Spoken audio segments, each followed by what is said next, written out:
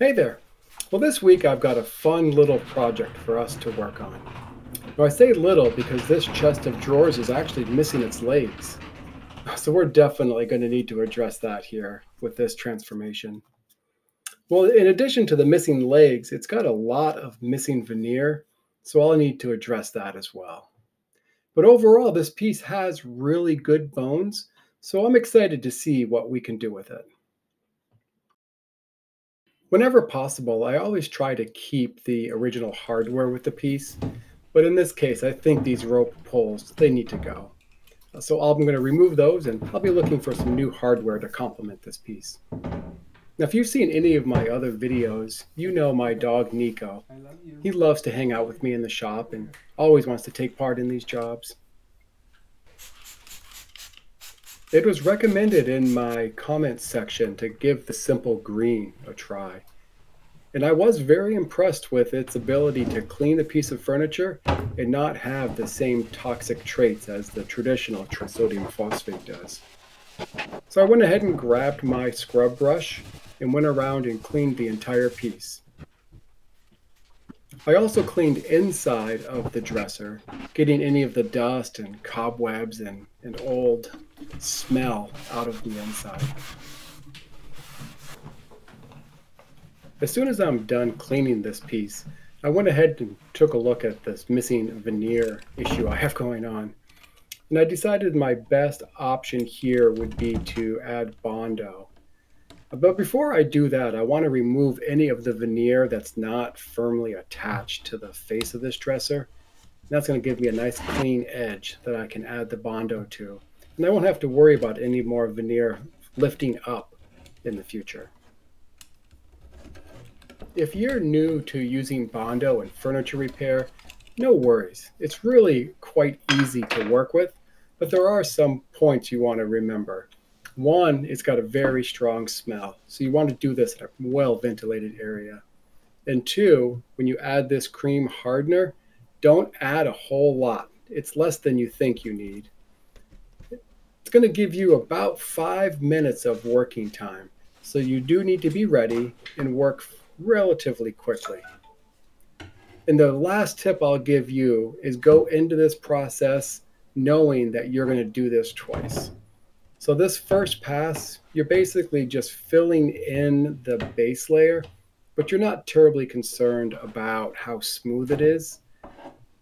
After this sets up, I'll sand it, and then I'll go over it with a second thinner coat of Bondo to fill in any gaps that remain.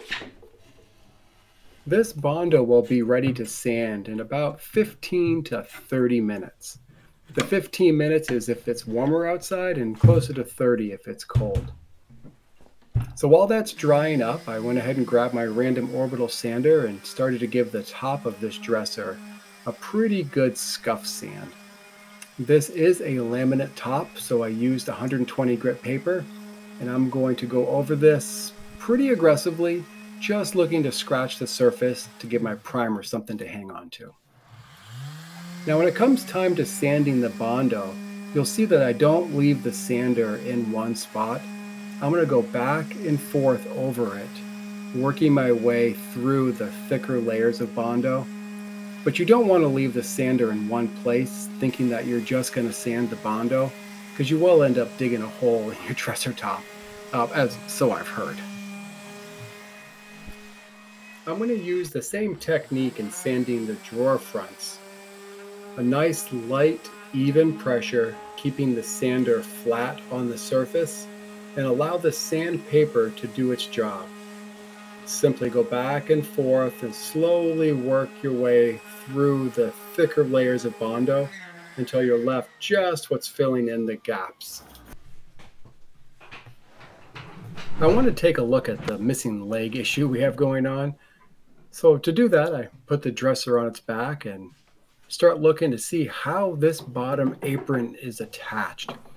It's different for every piece. So what I'll do is I'll look for any screws, or in this case, where there should be a screw, and I'll get all the hardware out that I can. And after that, sometimes you need to resort to a little bit of a little extra force. So in this case, a hammer and a small crowbar, that seemed to do the trick. And after I got this base started, it came off pretty easily.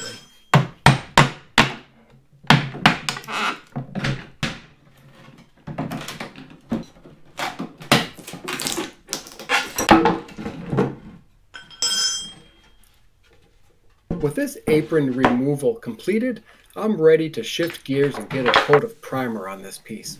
But before I do that, I want to make sure that all of the dust that I kicked up in sanding that Bondo is all cleaned off the piece. So this is just a damp rag, clean water, and I go over the entire piece looking to get all of that dust off. And this is also where I'll grab my painter's tape and mask off any places that I don't want to paint. Now I do take a few extra minutes and use my utility knife and kind of cut this tape in to give me nice, crisp, clean lines. I find a few extra minutes spent here gives a higher quality and a better look in the finished product. My go-to primer for pieces like this is the Ben shellac-based primer. And it's a bear to clean up, so I always line my paint trays with some tin foil, and I always bag my brush and roller between uses. In this way, they'll be available for the next project, and I don't have to clean them. Now, putting this primer on is pretty straightforward.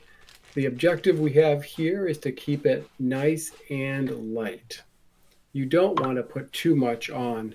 You'll end up with all kinds of roller marks, and that's no fun. You'll need to sand those out. Tip number 2 is do not put shellac-based primer on your dresser when a golden retriever is in the shop. I do see him standing over there, and he's being a good boy, but one quick step and I'm going to have a white striped dog. So I decided to put Nico in the other room. He can take a nap while I finish up this primer. I get asked pretty frequently why I choose to put a primer on the pieces that I'm painting. And for this particular piece, we've got a variety of surfaces. The top of this dresser is laminate, so that definitely is going to need a primer in order to be painted. And we've also got a whole lot of Bondo repair on this piece. And the primer is just going to level out that base layer. So when I put my paint on, it all has a uniform surface to adhere to. And I'm not going to deal with any light or dark spots in the paint finish. This isn't a how to prime your furniture video, although if you guys are interested in that, I'm more than happy to put one together. Let me know in the comments. But there are a couple additional points I thought I'd share. So the primer will dry really fast, which is great if you want to put on a second coat. You can do that 15 to 20 minutes after the first. But one of the drawbacks with this shellac-based primer is you'll want to give it 12 to 24 hours to set up before you put your paint on. So I always try to set up my jobs so I'm done with my first day with the primer coat.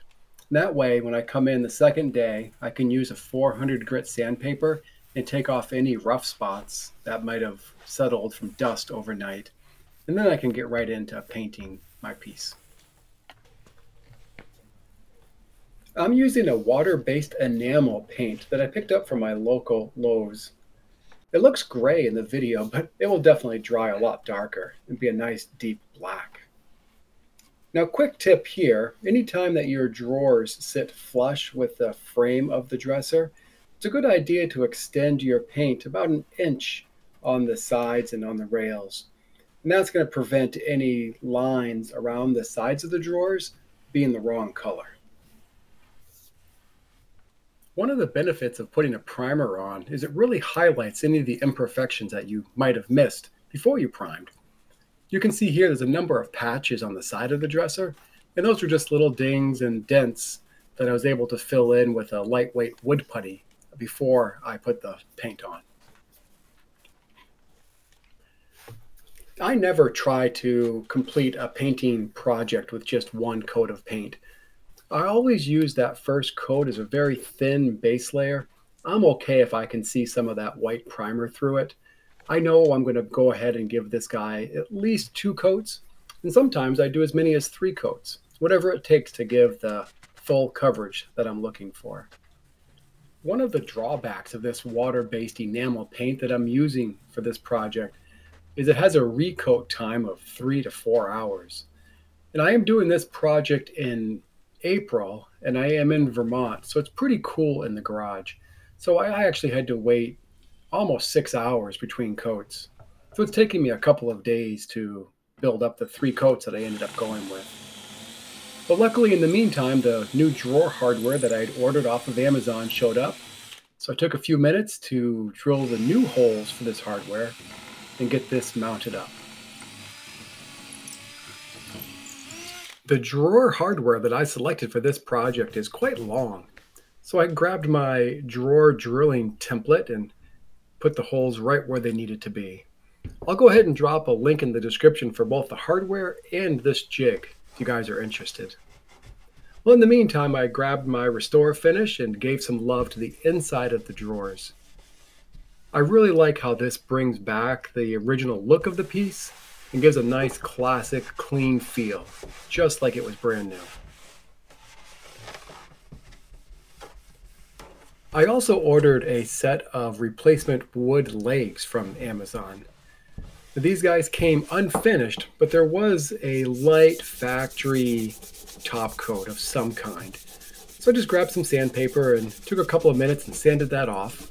That's going to give my paint the best opportunity to stick to these legs.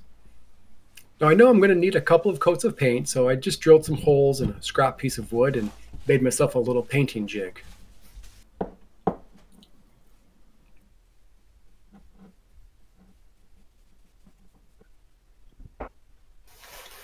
While the paint's drying on these legs, I went ahead and dropped the dresser on its back, and I installed the hardware the legs will screw into. Now, on this particular dresser, I'm really lucky. It's a hardwood base, and there's actually a couple of layers of wood for me to attach this hardware to. So it's really as simple as marking the center of the hole. I'll use my speed square to give myself a nice clear X, and I grabbed a Forstner bit and drilled a hole about 1.5 inches deep. Like I said before, there are a couple of layers of wood here, so I'm not concerned about drilling through into the dresser. I'm definitely keeping my hand out of the way, just in case I do. I certainly don't want to drill into my finger.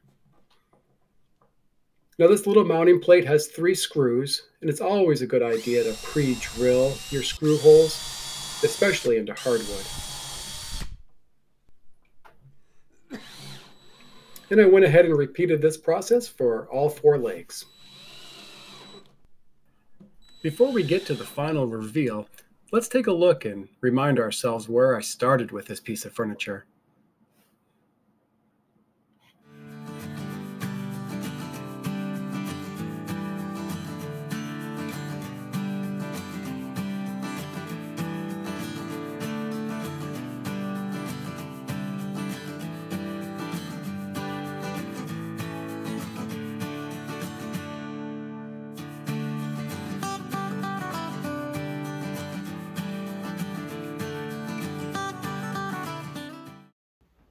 Be sure to hit that subscribe button so when I get this piece finished, you'll be the first to know.